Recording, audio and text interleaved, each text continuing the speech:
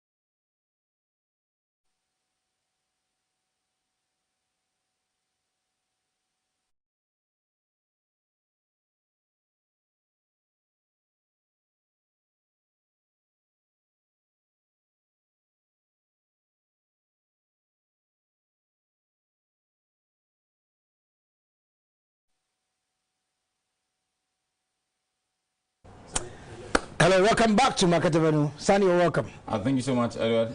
The markets ended on a negative note today as a result of the fact that the market rather ended on a positive note, because we are seeing a price appreciation here with GCB. It's recorded 1 peso and traded 3,892 shares at the end of the session.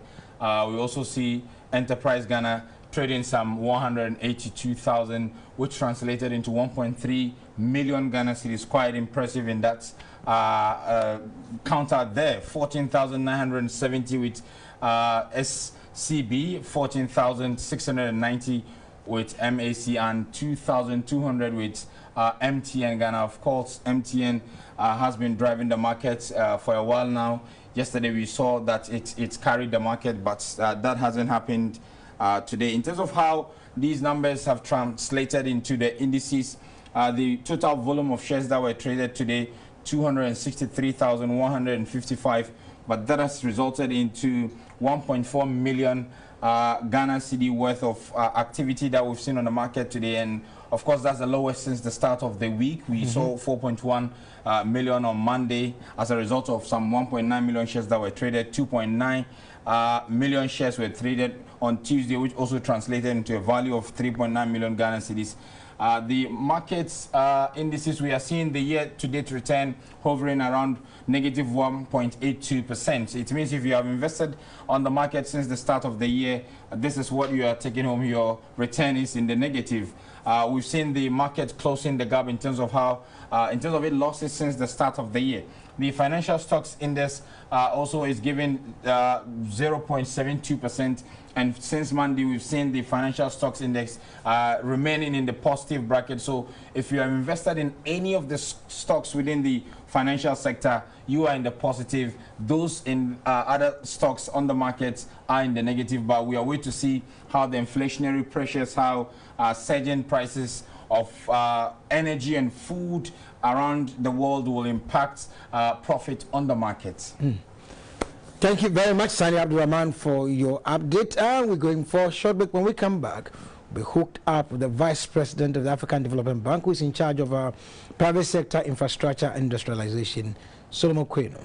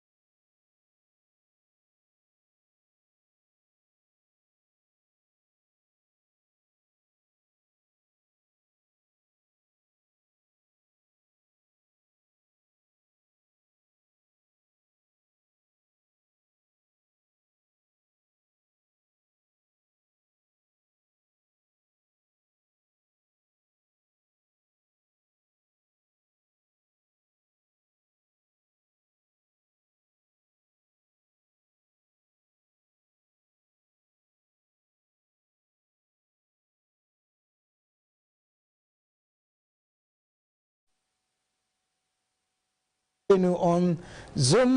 Welcome, Sulu. Great. Now, 2022 African Forum Investment. You had previous one.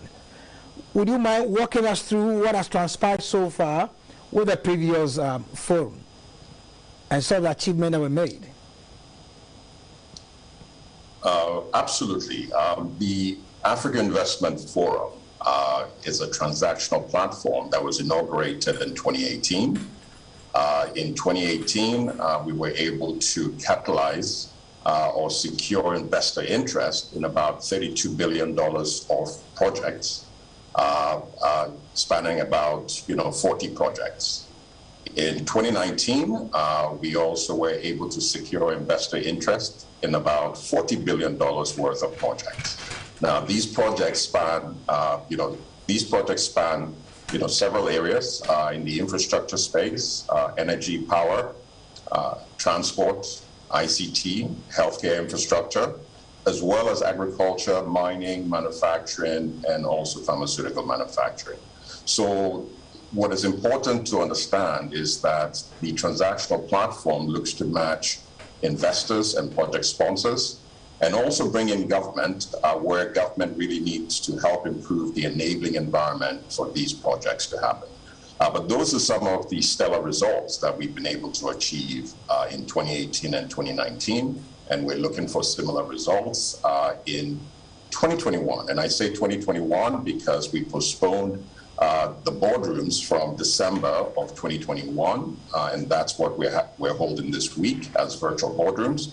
And in 2022 November, we will actually have the 2022 Africa Investment Forum Market Days. Have you been able to follow through with some of the transactions that were brokered during 2018?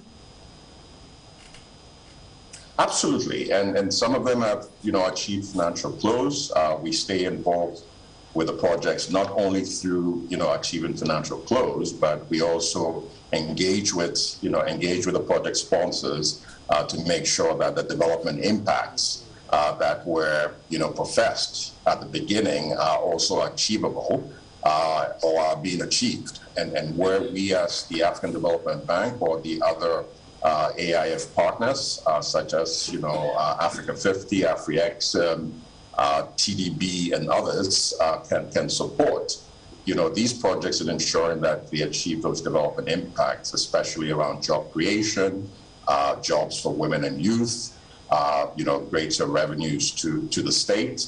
We do support those projects. Great. So this year, what do you have in 2021 virtual boardroom? How is the participation like? Oh, the participation is great. And it's important to keep in mind that, notwithstanding COVID, a lot of investors and a lot of project sponsors see the value in the Africa Investment Forum platform. So we've seen great participation. And let me share with you, for example, some of the projects that we've seen that relate to Ghana.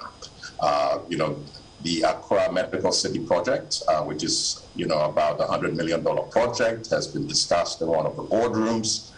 The Yao Ado Development Partners are the promoters of the project.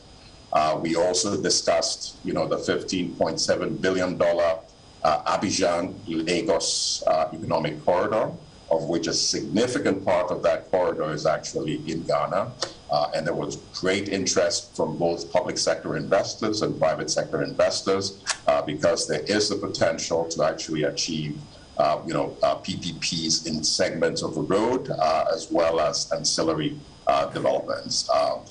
Ghana's own Roberta Annan is presenting a creative industries private equity fund or venture capital fund sized at about $140 million.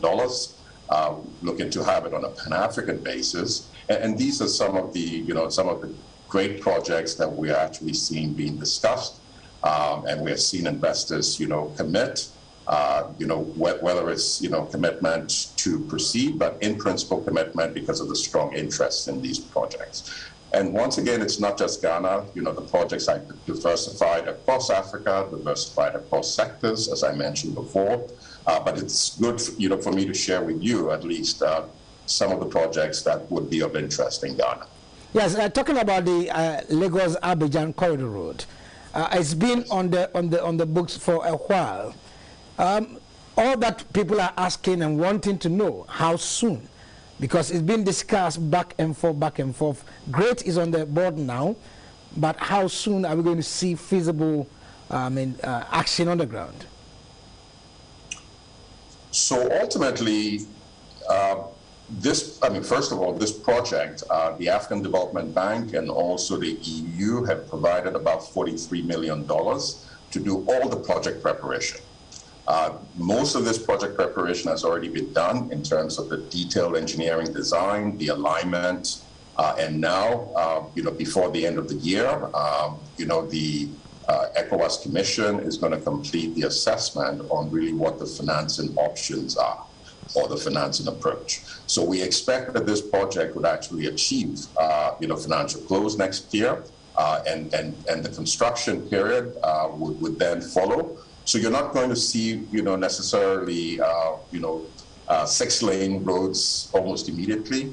But what I want to assure you is that, with the African Development Bank and the EU back in the preparation, with the ECOWAS Commission actually undergoing this process with best practice, this project actually is taken hold. A lot of progress. The status was discussed. There were about 12 different investors, in the meeting, strong interest. The private sector parties are going to keep together. We're going to actually work with the ECOWAS Commission as they go through the assessment of different ways to bring private sector interest in. We're going to help shape that. There is actually very great interest coming around that project. And for me, this is a key project because it really begins to connect ECOWAS and along an axis, for which 75% of the region's, GDP and trade goes through. Great. Energy is crucial. You mentioned energy. How significant, how is the interest of investors in the energy across Africa? Because with energy, we can embark on industrialization. Absolutely. There's strong interest in energy. There's strong interest in renewable energy. Following from COP26, definitely the whole world, including Africa, that is disproportionately impacted by climate change, recognizes the importance of energy. But I think one of the points that's coming out very clearly is for Africa to have a just energy transition, gas has to play a very important part.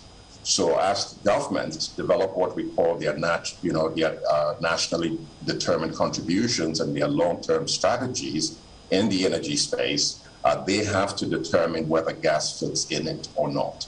And so we're seeing, great interest in energy, increasingly more green energy. For example, we as the AFDB have a desert to power project across the Sahel, that's supposed to generate 10 gigawatts of solar, solar power. And there's definitely great interest from investors, including actually global investors, to participate in funding the energy needs and the power needs of Africa. Well, they did come on board the issue of transportation, railways.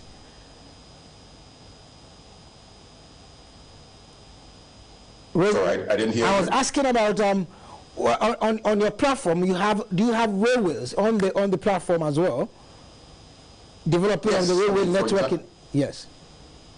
Yes, I mean we're looking at railway projects. So, for example, on the platform this year, there's the Eastern Africa Corridor Integrated Railway Project that really links Tanzania to Burundi to DRC.